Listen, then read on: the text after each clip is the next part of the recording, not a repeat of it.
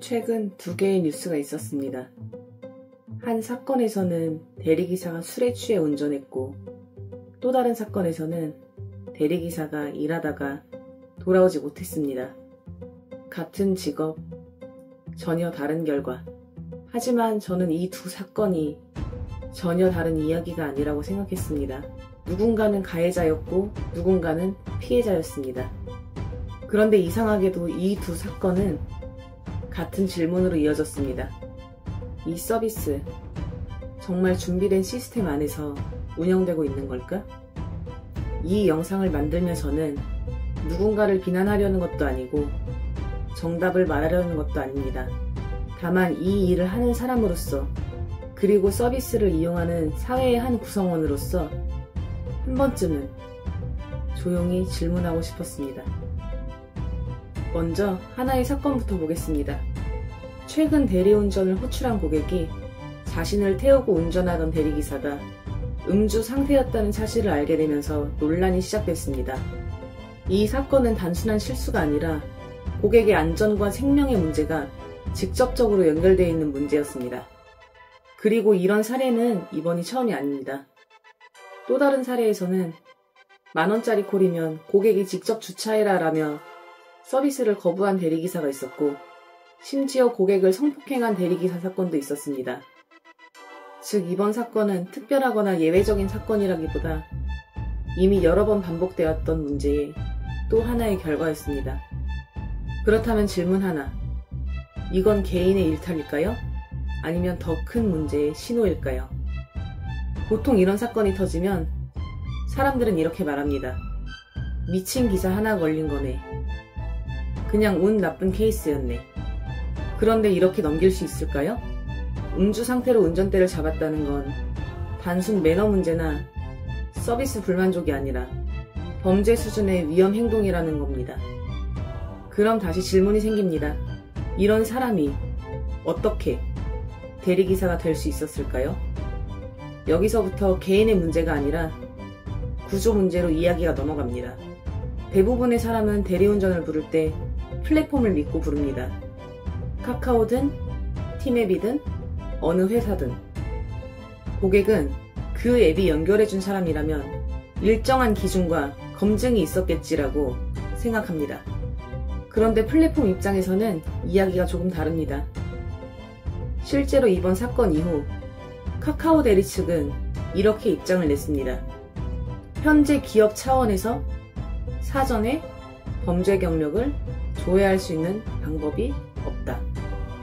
또 대리기사의 상당수가 60대 이상 고령층이라 인력 확보에 어려움이 있다며 운전 경력서 제출 등의 방안을 검토해보겠다 라고 말했습니다. 얼핏 들으면 이해가 되는 설명 같죠. 하지만 여기엔 중요한 질문이 하나 남습니다.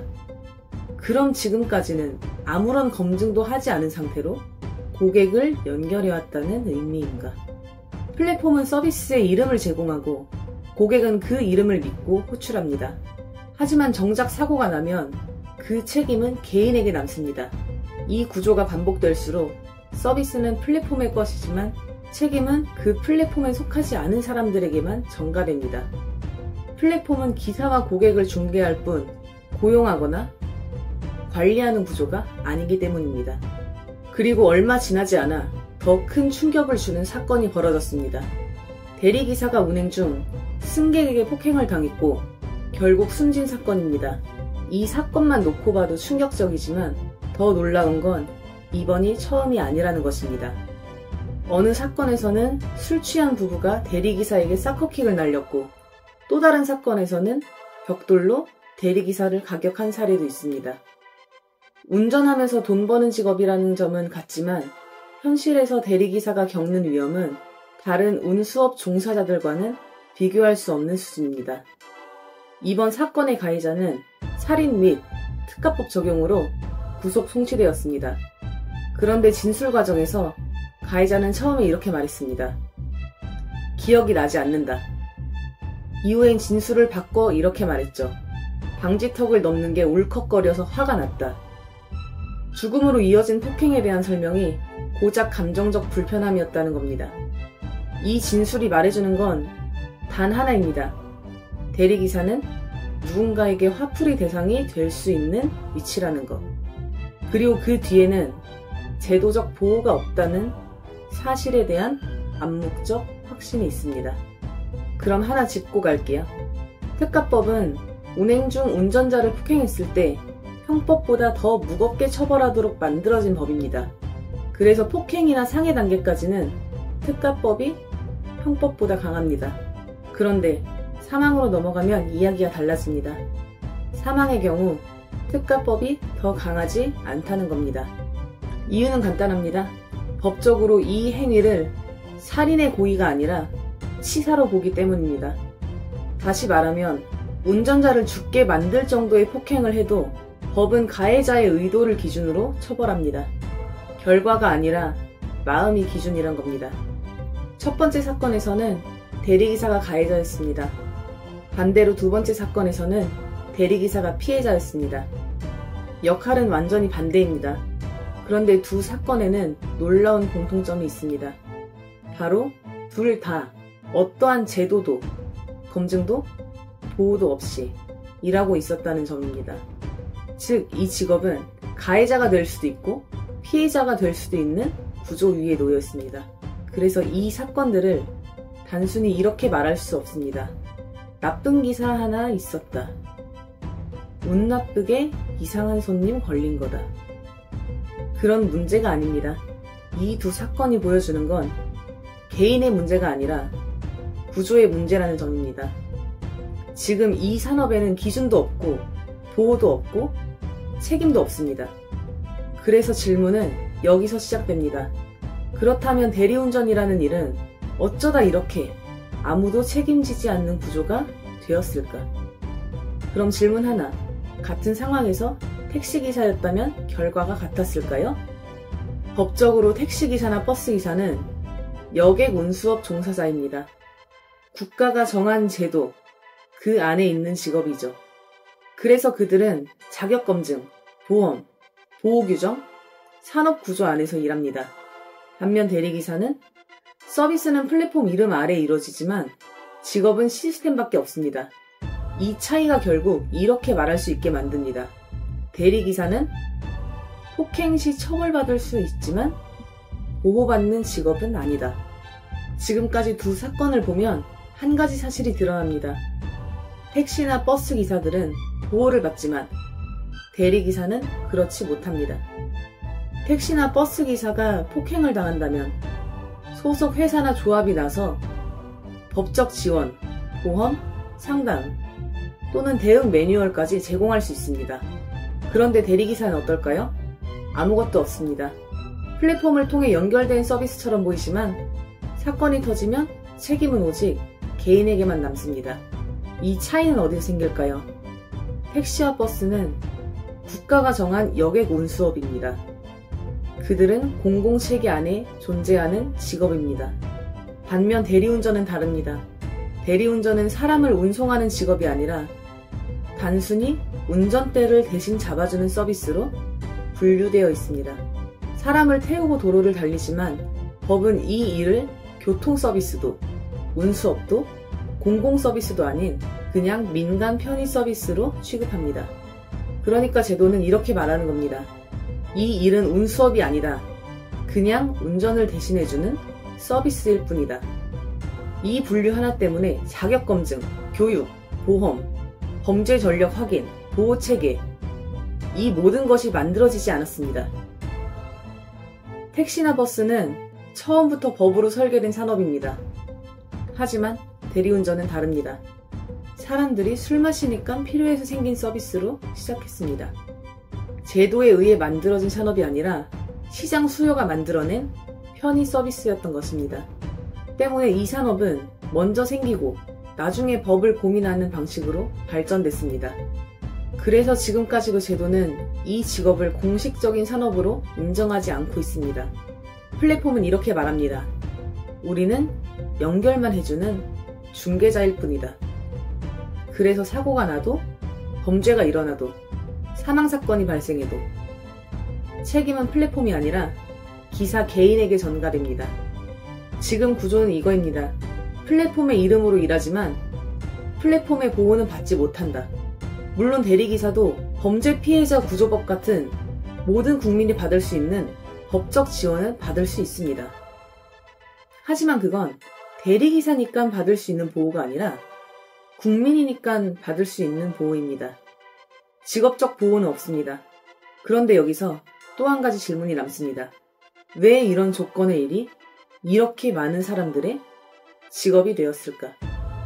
현실을 보면 대리운전은 많은 사람들에게 첫 번째 직업이 아닙니다. 어떤 사람은 회사를 다니다가 해고됐고 어떤 사람은 나이가 많다는 이유로 다시 채용되지 않았습니다. 또 누군가는 전과가 있다는 이유만으로 다른 모든 일자리에서 배제됩니다. 선택지가 줄어들고 생계가 막히고 가난이 시작되면 일은 점점 형태가 바뀝니다. 정규직, 알바, 일용직, 불규칙한 수익을 얻는 그 모든 것들. 그리고 그 다음은 그래서 어떤 사람은 그래도 먹고 살아야 하니까 이 일을 선택합니다. 그런데 또 다른 사람은 밀리고 현실과 제도 바깥으로 밀려났다가 정말 마지막에 남은 일이라서 여기를 선택하기도 합니다. 그러니까 이 일에는 딱 한 종류의 사람이 있는 게 아닙니다. 누군가는 열심히 살기 위해, 누군가는 살아남기 위해 이 일에 들어옵니다. 그리고 그 사실 하나만으로 이 산업이 지금처럼 아무 기준도, 아무 보호도 없는 상태로 내버려져선 안 된다는 걸 우린 알고 있습니다. 이 문제를 보면서 어떤 사람들은 이렇게 말할지도 모릅니다. 그럼 위험한 기사들은 다 퇴출해야 하는 거 아닌가? 그런데 우리가 원하는 건 그게 아닙니다. 우리가 바라는 건 퇴출이 아니라 이 일을 안전하게 만들 기준입니다. 이 일은 누군가에겐 마지막 직업이고 또 다른 누군가에겐 집에 돌아갈 수 있는 마지막 수단이기 때문입니다. 우리가 말하는 기준은 무엇일까요? 이 기준은 누군가를 밀어내기 위한 장벽이 아니라 모두가 안전할 수 있게 만드는 장치여야 합니다. 그렇기 때문에 필요한 것은 단순 규제가 아니라 보호구조입니다.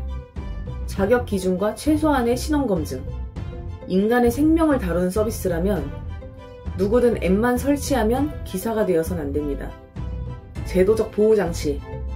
지금 버스 택시는 여객 운송법 체계 안에서 보험, 교육, 신고 시스템, 공제조합 같은 최소한의 안전망 안에서 일합니다.